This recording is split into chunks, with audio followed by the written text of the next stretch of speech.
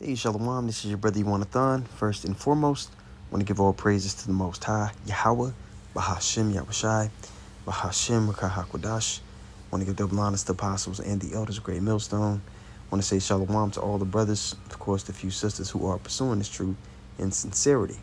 All right, may the blessing of election be upon your house. The title of today's lesson is, What Should We Pray For? Right? Now, this is my second time doing this lesson. It didn't work the first time on the laptop, but this is something I often think about and something I believe is important when we're approaching the Lord, when we're praying, we're meditating on our direction in life. All right, this is 1 Kings 3, and I'm actually just going to get straight to it. When the Lord appears to Solomon in a dream. So I'm going to start at verse 3. It says, And Solomon loved the Lord, walking in the statutes of David his father. Only he sacrificed and burnt incense in the high places. And the king went to Gibeon to sacrifice there, for that was the great high place. 1,000 burnt offerings did Solomon offer upon that altar. Now here in verse 4, I want you to realize something. Okay, how long do you think it took King Solomon to do 1,000 burnt offerings? So a lot of times when people, they want the Lord to do something for them, they think it should happen immediately. No, you should be having your mind locked in on fulfilling the Lord's will, forwarding his will in the earth. And then the growth comes. It may come sooner than later. It's going to vary from brother to brother, sister to sister. But it's not something that's immediate. You have to be prepared in the spirit to continue in the well-doing, even if there's no carnal benefit for it. Is that something that you're able to do? If not, your heart, your la'ab, your mind isn't in the right place. Okay, verse 5. In Gibeon, the Lord appeared to Solomon in a dream by night, and God said, Ask what I shall give thee. What do you want? What do you want, and I'll give it to you. All right. Now, most people, they would have took that opportunity to ask for a bunch of carnal things that benefited themselves, not things that would benefit the nation as a whole, not things that would forward what the Lord wants in the earth, forward what the husband wants in the earth. They would have asked for something that made them feel good, right? Verse 6, And Solomon said, Thou hast shewed unto thy servant David my father great mercy, according as he walked before thee in truth, and in righteousness, and in uprightness of heart with thee. And thou hast kept for him this great kindness, that thou hast given him a son to sit on his throne, as it is this day.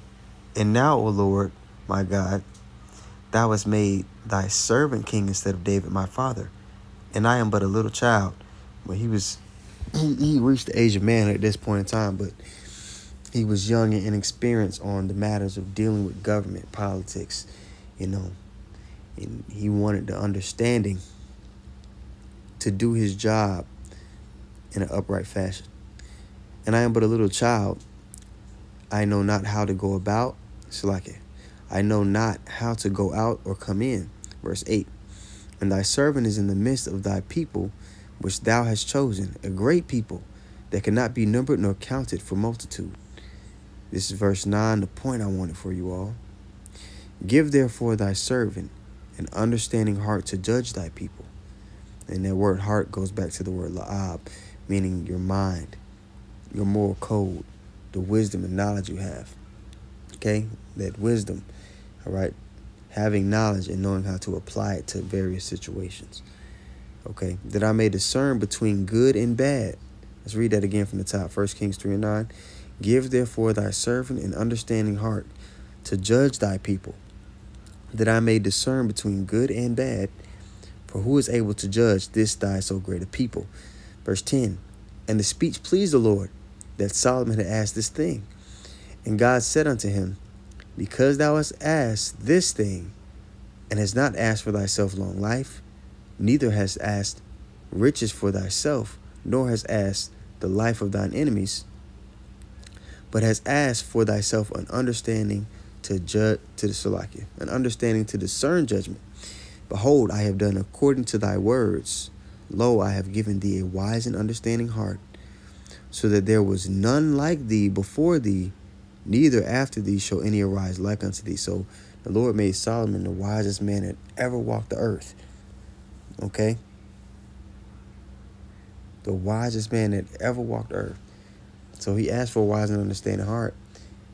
But he gave him that, but in the most potent way that it could be given to a man. Verse 13. And I have also given thee that which thou hast not asked, both the riches and honor, so that there shall not be any among the kings like unto thee all thy days. So even the things that he didn't ask for was added unto him because he was focused on the mission. All right? And if you're focused on the mission, if we're focused on the mission, it's already written the things that are promised for us. We just got to continue in the well-doing. So when you're praying, try to abstain from asking from carnal things, things that have nothing to do with what the Lord is trying to establish on earth. Ask for things that forward the mission of Yahweh Hashem Yahushua. Ask for yourself to be a useful utensil for the Lord to get that done. All right? Verse 14. And if thou wilt walk in my ways to keep my statutes and my commandments, as thy father David did walk, then I will lengthen thy days. Okay? And then going down in this chapter, it gives you an example of Solomon's wisdom that was bestowed upon him on display. Okay? When the two women, and let's just read a little bit of it. Okay, verse 15. And Solomon awoke, and behold, it was a dream.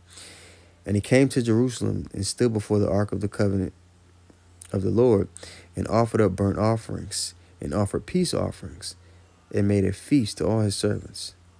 Then came there two women that were harlots unto the king, and stood before him. And the one woman said, O my Lord, I and this woman dwell in one house, and I was delivered of a child with her in the house. And it came to pass that the third day after I was delivered, that this woman was delivered also. So they both had a baby the same day. There was no stranger with us in the house, save we two in the house. So they both had a baby the same day in the same room with no witnesses, just them. Verse 19. And this woman's child died in the night because she overlaid it. And she arose at midnight and took my son from beside me while thine handmaid slept, and laid it in her bosom, and laid her dead child in my bosom. So she switched the babies, a little switcheroony. Verse 21. And when I arose in the morning to give my child suck, behold, it was dead. But when I considered it in the morning, behold, it was not my son, which I did bear. And the other woman said, Nay, but the living is my son, and the dead is thy son. And this said, No, but the dead is thy son, and the living is my son. Thus they spake before the king. So he said, she said. They're going back and forth. When I read these, I think of two Judite women, man, going at it. You know how I could get. So, the Lord, Solomon is sitting there, all right, looking, witnessing this. And, pretty sure there's noblemen and counselors, sitting around watching how King Solomon was going to deal with the matter. Verse 23. Then said the king, the one saith, This is my son that liveth, and thy son is the dead. And the other saith, Nay, but thy son is the dead, and my son is the living. And the king said, Bring me a sword. And they brought a sword before the king. And the king said, Divide the living child in two, cut him in half, and give half to the one and half to the other. Then spake the woman whose living child was unto the king, for her bowels yearned upon her son. And she said, O my lord, give her the living child, and in no wise slay it. But the other said, Let it be neither mine nor thine, but divide it. And King Solomon wasn't actually going to slay the child, but he used a psychology trick to see which one truly had compassion for the child. Because whichever one truly had compassion for the child would be the actual mother. Okay? Then the king answered and said, Give her the living child, and in no wise slay it. she is the mother thereof. And all of Israel heard of the judgment which the king had judged, and they feared the king, for they saw that the wisdom of God was in him to do judgment. So, that's a beautiful account. So, Abba Ratzazah, the lesson was edifying. Again, when we pray, it should be about forwarding the will of the Lord in the earth and being a useful utensil in that matter. So, 1 Kings 3:9 is something you can always reference. So, with that being said, once more, I want to give all praises to the Most High, Yahweh, Bahashem, Yahushai, Bahashem, Rekahakodash. I want to give double honors to the apostles and the elders of Great Millstone. I want to say shalom to all the brothers, of course, a few sisters who are pursuing this truth in sincerity. May the blessing of election be upon your house. Shalom.